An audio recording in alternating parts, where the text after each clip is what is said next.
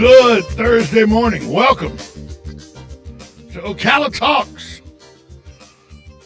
It is 8:05 a.m., 8:06 actually. We're running a little late. Uh-oh. Well, that's par for the course for me.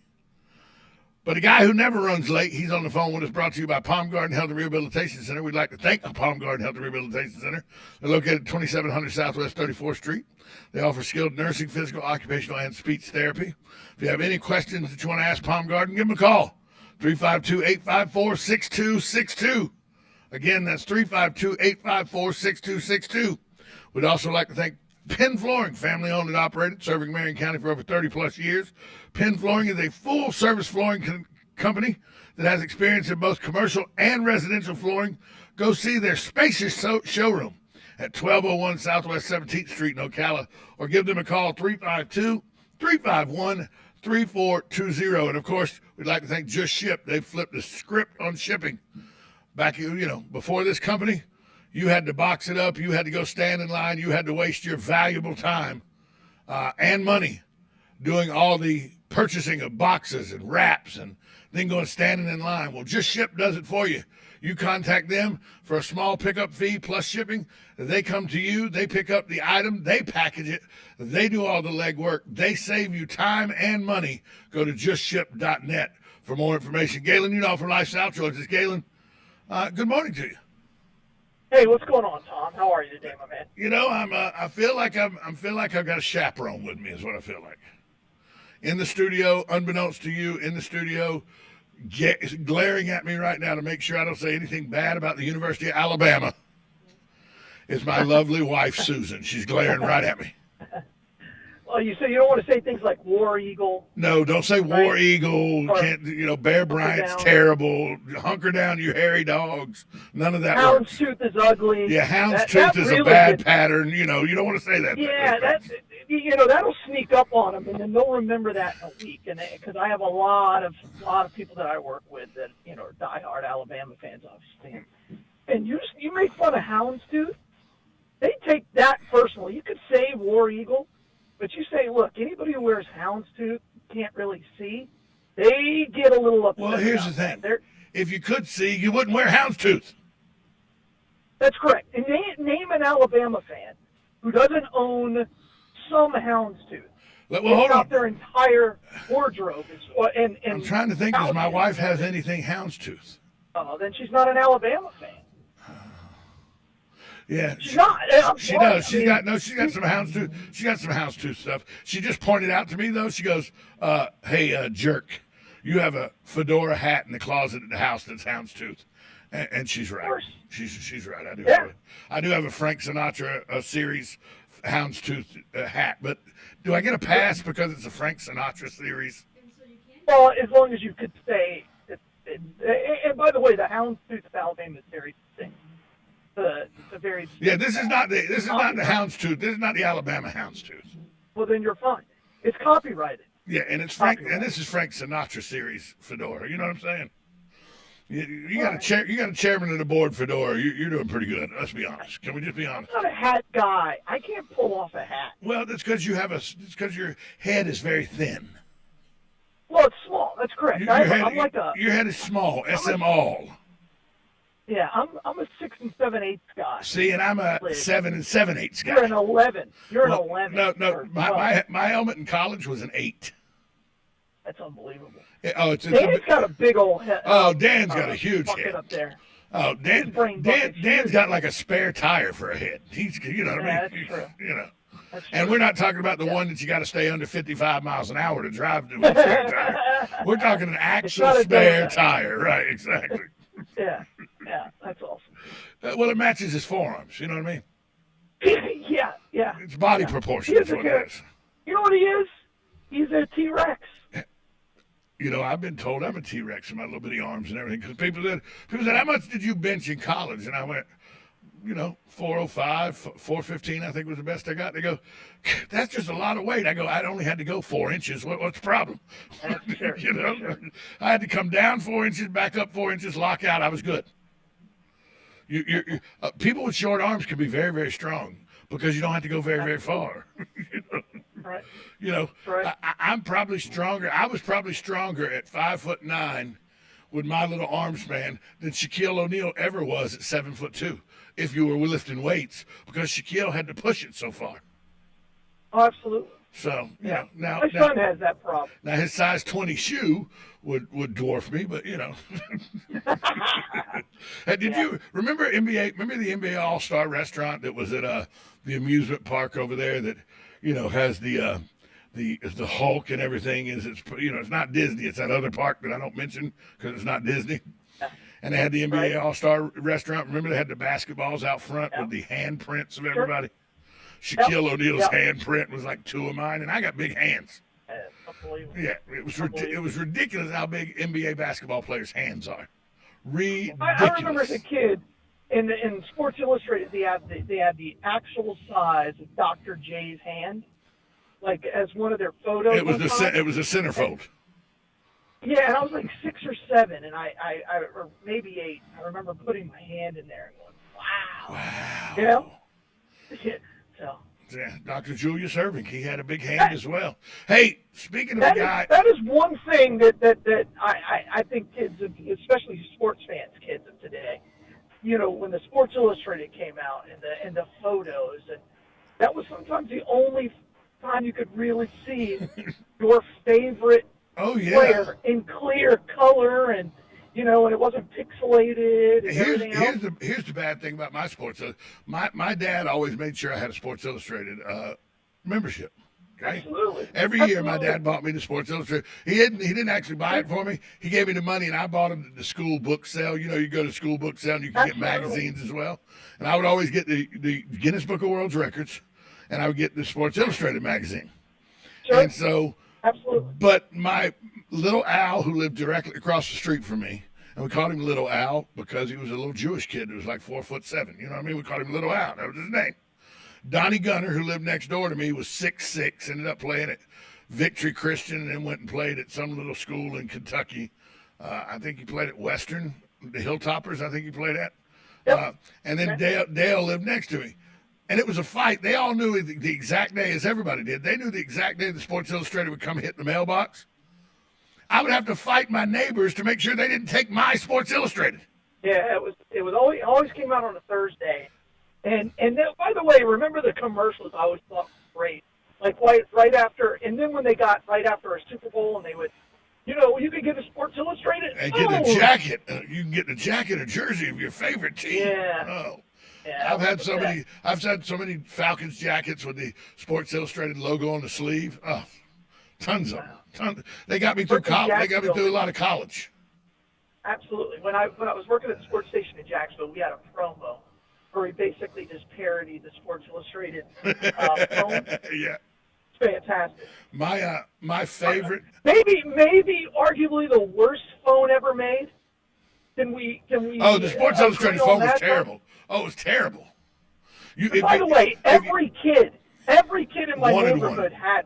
Oh yeah. Oh, you had to have one, or it was like having a bicycle. And if you put the headset in the cradle too hard, you'd break the whole thing.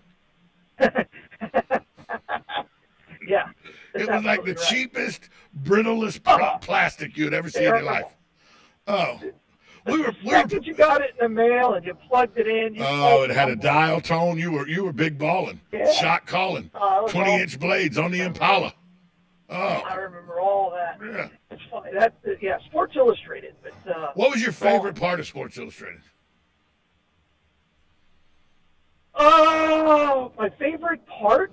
Yep. Well, was the pictures. I mean, the pictures were phenomenal. And then as I got older, then you went to the Rick Riley section. Hired by Buddy Martin, by the way, at the Denver Post. Yeah, absolutely. And then I always loved the letters to the editors, to the people who were responding to the articles. Oh, yeah. I mean, I read it cover to cover. Oh, I read it cover to cover every week. 20 years? From the time I was... That's one of those things that you took from your childhood with you. And when I was in the Navy, I still had a Sports Illustrated subscription, but I would get them all at once, right? So, because I wouldn't get mail for like 2 months. And one of the things I would get would be this huge, I'd get like 15 or 20 Sports Illustrated.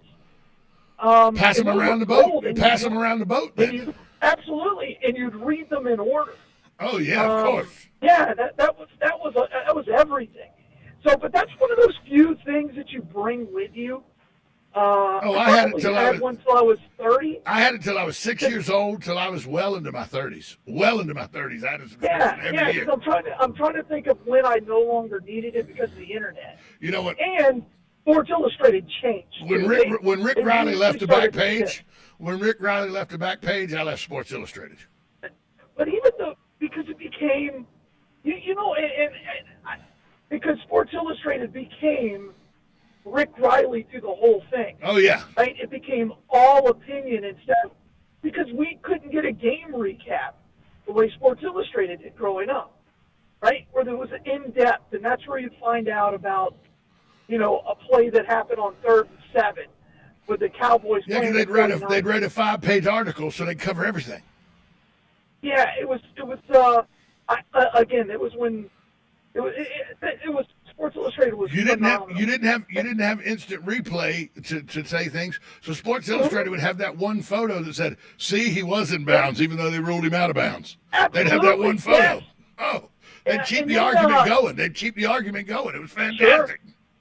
And I got into the sporting news for a while. Sporting News was the newspaper for sports geeks and nerds.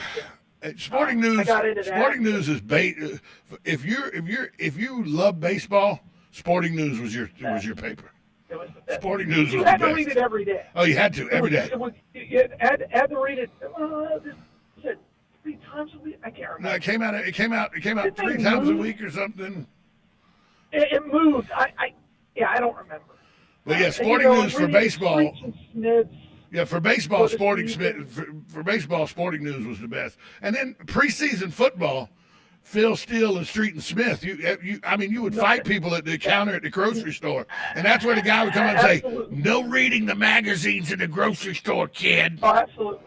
Yeah. We used to have one of the authors from Street and Smith on, and before they would release the magazine. Right, it was a big deal. You knew when. Street and Smith and Phil Steele, those 2 magazines were huge. Great, it was great, and they would come on and they were like, "Well, we're not going to tell you who our picks are." And here's the thing. Phone lines would light up. Here's the thing. Anybody under the age of 30 is going, "What in the hell are they talking about?" Oh, there's no doubt about it. But, I think we know our audience, and I think a lot of the people are oh, yeah. But my favorite, I asked you originally what started that was, what was your favorite part of Sports Illustrated? Mine was a no-brainer. It's the thing I went to first. It's where I started my Sports Illustrated reading. Then I went back to the front and started reading from cover to cover. I went straight to the high school scholar athletes, the javelin throwers and the sprinters and the guy that scored 6 goals in a soccer game in 1975 that nobody cared about at, East Meadow, New Jersey high school that nobody cared about, but I did. Because I always thought, if you could ever make that section of Sports Illustrated, you've made it. If you were to, right now, let's say you're, if you, Hold on. Let's take a break let's take a break and come back to that thought. All right. We'll be right back after this short time out. You're listening to 1370 AM, 96.3 FM. It says WOCA, the source. Are you or your loved one being released from a hospital and wondering how you'll manage? Inform your physician that you want to go to Palm Garden of Ocala at 2700 Southwest 34th Street for your rehabilitation. Palm Garden provides pain management, post-discharge follow-up, diabetic care, psychosocial support, and so much more. Plus, they even offer outpatient rehab. This award-winning care facility has a team of licensed professionals dedicated to enhancing your independence. Call 352-854-6262 today. Hi, this is JP from Penn Flooring here in Ocala. I would like to invite you to come in and visit our spacious showroom where we have solutions for every style and budget. From wall-to-wall carpet to hardwood floors and tiles, we have an unsurpassed selection of flooring. At Penn Flooring, we've provided quality customer service with a family touch for over 25 years. Visit our website at pennflooring.com or come by our showroom, 1201 Southwest 17th Street, just over the bridge. Penn Flooring, quality customer service with a family touch. Are you wasting time boxing up packages and going to the post office or the UPS store? Are you tired of not knowing what you'll pay when you get there? Just Ship offers pickup service and flat rate packaging and postage rates, which takes the guesswork out of shipping while saving you time and money. So quit wasting valuable time and money. Call or text Just Ship at 352-234-3840. That's 352-234-3840. Just Shipped. Now you've done it. Have you lost your mind? He's back. And you're listening again. A legend in his own mind. Don't believe me? Just ask him. Here's Tom Schmitz live on WOCA. The Source. Welcome back to Ocala Talks. Galen Unall joins us from Life South, brought to you by the good friends at Palm Garden Health and Rehabilitation Center, Just Shipped, and Penn Flooring. Galen, you were... I didn't want you to lose your thought, but we had to go to break. Sorry about that. Sure. No, if you were a kid and you had the option, like of today's kid, of being Sports Illustrated, like play of the day, you know, where you're in high school and you make some amazing play. And you end up on that page, the yeah. Sports Illustrated high school athlete of the week or in there, there's no doubt you'd take the S&I. Oh, every 100%. single time. 100%. So, Emmett Smith rushed for 256 yards against Forest High School Wildcats in 1987 in the regional finals. And a guy who played on that team and was a good friend of mine, classmate and everything, Vince Woodbury, he cut that out and brought it to school. And I'm like, Vince, man, this isn't a good thing. He did it against you. He goes, it doesn't matter. It's in Sports Illustrated. But I played it. His name wasn't even in it. Right, but it was like, yeah, but I was there, man. It was that's how big of a deal it was. It was. Even if it put you in a bad light, you didn't care. It mentioned your high school. That's good. Absolutely. Plus, anybody who saw Emmett Smith in high school knew he's probably the greatest high school football player I've ever seen. I haven't thought about that in a while. I mean, Dante's way up there, but I took him for granted a lot of the times. I saw him play. I saw him play West Nassau High School in Callahan, Florida, when he was in the 9th grade. It was incredible. I'll just say, as a ninth grader, he was heads and shoulders above everybody else on the field, and he was in the 9th grade. Yeah, he was. There's no doubt. He was the best. But, you know, Dante was the best football player on the field every time he came out. So, he's way up on my list, that's for sure. Way up. way yeah. up. But Emmett, you know, I saw Emmett play in person. I saw John L. Williams play in person. John L. was a different kind of a backup. John L. would hurt you. John L. would hurt you. He was just... People forget. John L. was a linebacker. John L. was a linebacker that could hold on to the football. Right. He was in '84. He was 6'2", 270.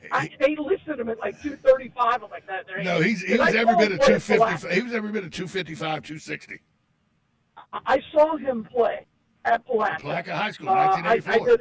Yeah, absolutely.